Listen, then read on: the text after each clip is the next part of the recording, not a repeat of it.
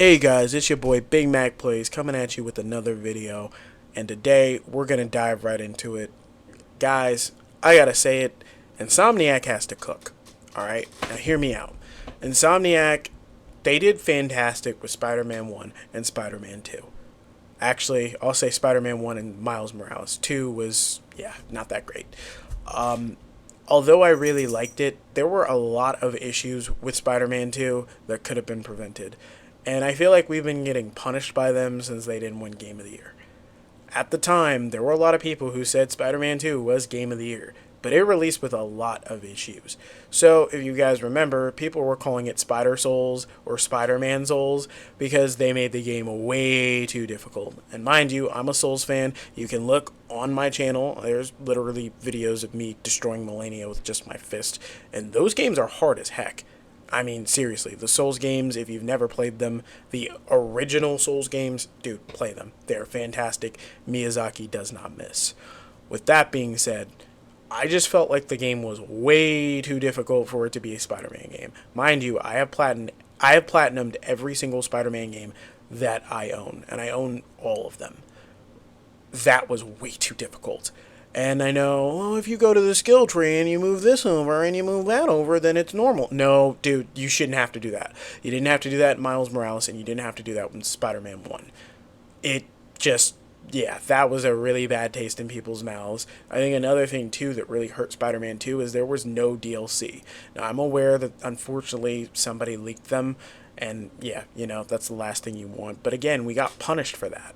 We got punished for that because we were supposed to get a Spider-Man online game where we could create our own origin and play with our friends. I don't know how many players it was, but it was anywhere from like 4 to 6, which would have been awesome. Imagine you're web swinging around like the multiverse with your friends. You can get these custom cosmetics, and it's all in Insomniac graphics. They would have cooked. They punished us because somebody else leaked their stuff.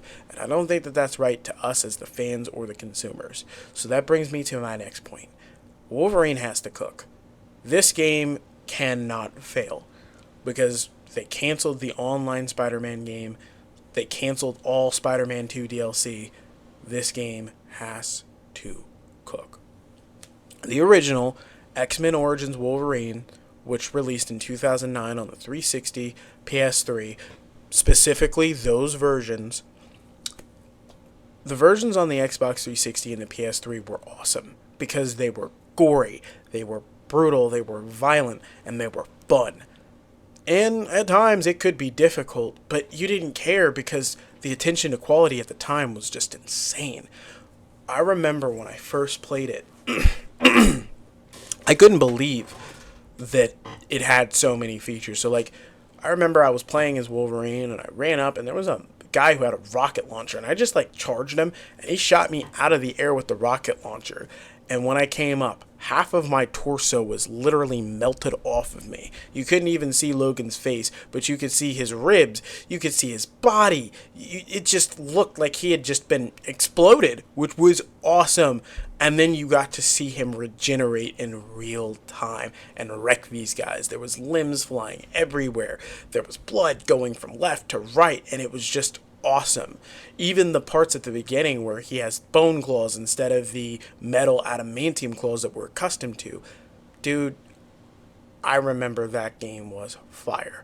It didn't matter how strong the enemy was, how big they were. You knew Wolverine was a badass and you were going to mess them up, which was awesome. They also had this really cool challenge map where you could play as the 4 skins that were in the game, or one of the 4, and you would charge at each other in the danger room, and the danger room is white.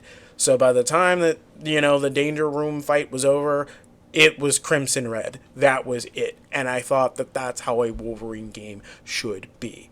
With that being said, Insomniac needs to cook. That released in 2009. This is releasing in 2026, so it has to have all of those features and more, right? I don't know what the story is going to be for this. I know that they've had to change it multiple times because somebody leaked them, but I just want the game to be fun. And I think that they need to take from the original roots and make this as fun, gory, and violent as possible, because that is Wolverine in a nutshell, right? I also think that I know that this part is up in the air, but I think that the X-Men should play a huge factor in this, with them trying to get him to come back to the X-Men or whatever, and he's just doing his solo bullshit for the week, which would be awesome.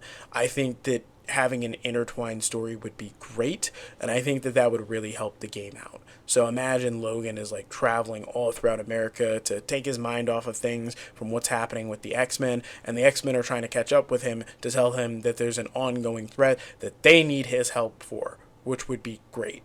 Seeing why he's away from the X-Men, seeing them come back together, that would be so cool in my opinion for a story. The next piece I wanted to talk about were costumes and features. I think that they should take the Spider-Man 2 approach and try and get as many skins as they can in there as possible. So you could do X-Force, you could do Classic, Yellow and Blue, you can do the comic version. There's a lot of skins that you can do for Wolverine, maybe even a couple nods to Spider-Man. There's so many different styles that Logan has. I think it would be fantastic to see a bunch of different skins in the game. So hopefully they do something like that where there's, like, I don't know, 20 to 30 outfits. I think that that would go absolutely berserk. I think people would look at it and say that, dude, this is awesome.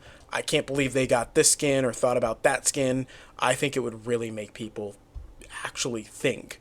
So, or at least say, you know what, this was worth me spending $60 to $70 day one because they put a lot of time and effort into it. Because that's how I felt about the Spider-Man 1 that Insomniac did. I wasn't expecting them to have all those skins in the game. And I know that some people are like, well, it's Insomniac. I didn't expect that. For me, seeing all those skins be there was great. So with that being said, Wolverine, I don't think you can go wrong with that. That brings me to my next point. I think that Wolverine as a whole, I feel like with the story and everything like that, it's really hard to mess him up. So really, if they stay true to the roots of Wolverine and Logan, I think that this is going to shape up to be one of the best, if not the best, X-Men games in a long time, if not all time. And this can open the door for so many more DLCs or maybe even games. But I think that if they lean into their strengths, this will be great. We should also get some cameos. I think the most obvious one would probably be Spider-Man. That one would be a really good cameo, or even Venom. I think that that's one that people slip on because Logan and Venom have some pretty good history, especially throughout video games, so that would be great. In terms of where I think it should go, I think that I'm not going to say that it needs anything other than a single player for right now, but I definitely would like to see some of the Danger Room modes return from the OG, because the Danger Room modes, they were awesome, and they put you against a lot of enemies back to back, and you're just fighting heads up, straight up, claws to face. That's it, which is awesome. The trailer made it seem like this game is not going to pull any punches, and it's not going to hold back, which is great. Please, Insomniac, lean more into that. Let Wolverine be Wolverine, and I guarantee you that people will agree with you if you cook on it. But I definitely don't think that they need to tone it down. They don't need to censor it. They need to make this game graphic. And I think that that's just going to be a good testament to Wolverine as a whole. Also, the last piece that I'll mention is I feel like this could open the door for them to do way more superheroes in the Marvel verse, and I think that this has to be their make or break point. Because, I mean, obviously we've got a lot of canceled projects that people wanted, and the Spider-Man 2 DLC, as well as the Spider-Man, I guess, not MMO, but multiplayer. Dude, this has to succeed. And in order for it to succeed, we can't have issues like we had with the skill tree with 2. We can't have issues with no support and no DLC. And we can't have these long gaps between the DLCs either. This is a game that needs to be updated, polished as much as humanly possible. Because again, I think if not, if Insomniac has another bad run, I think that this could be the end of their historical run.